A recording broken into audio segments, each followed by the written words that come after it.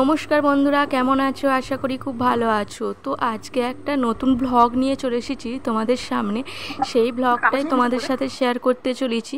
বাড়িতে বিপত্তারিণী পুজো হয়েছে, তো সকাল থেকে কি কি করেছি সেই জোগাড়গুলো সেইগুলো তোমাদের সাথে শেয়ার করবো। আর আমার বরমশাই পুজো করেছে সেটা শেয়ার করব। পুরো ভিডিওটা দেখতে থাকো। প্রথমে এখানে আমি ফল ধুয়ে নিয়েছি, আমার বরমশাই একটু হেল্প করে দিয়েছে, বটিটা দিয়ে দিয়েছে, দেখতে পেয়েছো। আর আমি চলে এসেছি সকাল সকাল চান টান সেরে নিয়ে ঠাকুর ঘরে।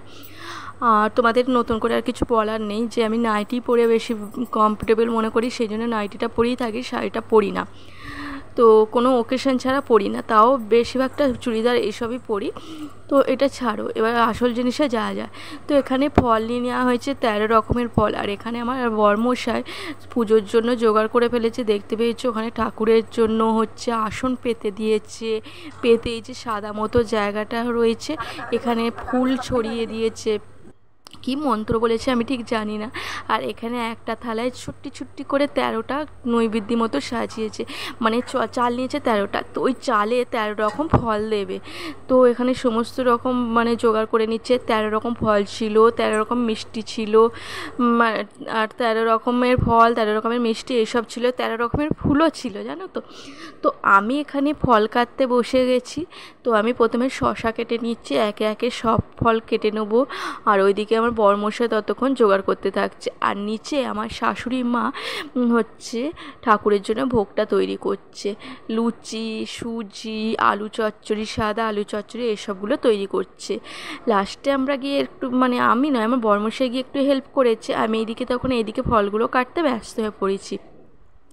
তো আমি এখানে একে একে সব ফল কেটে নিচ্ছি, ফলটা কাটলে ওখানে দেবে। তো এখানে ফল ছিল, শসা ছিল, পেয়ারা ছিল, বেদানা ছিল, লেবু ছিল, মৌসুমি লেবু, কলা, তারপর হচ্ছে আপেল, নাশপাতি, পেঁপে, আনারস, তরমুজ, তারপর হচ্ছে আমসত্ত্ব, খেজুর, আরও মানে ছিল, মোট 13 রকমের ফল ছিল, আমার ঠিক মনে পড়ছে না।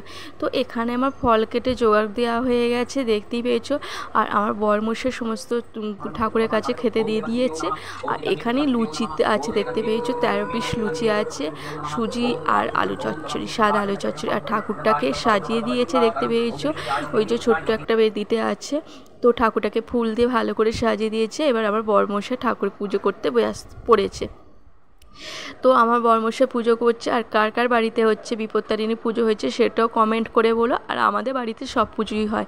আমাদের বাড়িতে যেহেতু ঠাকুরের মন্দির আছে, ছোট করে মন্দির, তো ঠাকুর সমস্ত ঠাকুরই আছে, সেই জন্য আমার বরমশাই নিজেই পুজো করে। আর ভোর থেকে উঠেও নিজেই বাড়িতে পুজো করে, নিজেই করে। তো এখানে ঠাকুরের ব্রতকথা পড়া হচ্ছে সমস্ত কিছু। এর আগে তোমাদেরকে আমি ব্রতকথার ভিডিওটা দিয়েছিলাম, তাই এখানে দেখাচ্ছি না, এর আগে দিয়ে দিয়েছিলাম, যে পারবে ওখানে দেখে নেবে। তো আমার বরমশাই সমস্ত পুজোটা করেছে, ব্রতকথা পড়া, তারপর হচ্ছে মানে কি আরতি করার সমস্ত কিছু করেছে, সেই ভিডিওটা তোমরা দেখতে পাবে। আর ও সমস্ত পুজো আমাদের প্রত্যেক দিন ভোরবেলা, সন্ধ্যাবেলা আরতি হয়। সন্ধ্যাবেলা যখন ও অফিসে থাকে সেদিন হয় না, সেদিন করে না ও, আমার শ্বশুরমশাই করে। আর হচ্ছে ও যেদিন বাড়িতে থাকে সেদিন ও আরতি করে। আর ভোরবেলা প্রত্যেক দিন ও নিজেই আরতি করে। চলো দেখতে দাও।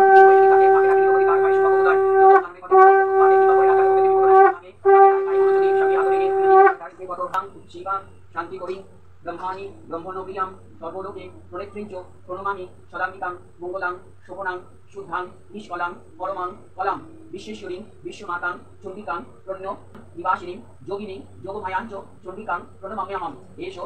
তারপর ও পুষ্পাঞ্জলি মন্ত্র বলছিল, আমরা পুষ্পাঞ্জলি দিলাম বাড়িতে বসে। এখানে পুষ্পাঞ্জলি দিয়ে ঠাকুরকে প্রণাম করে নিচ্ছি। এরপর হবে ঠাকুরের আরতি। তো তোমরা পুরো ভিডিওটা দেখতে থাকো।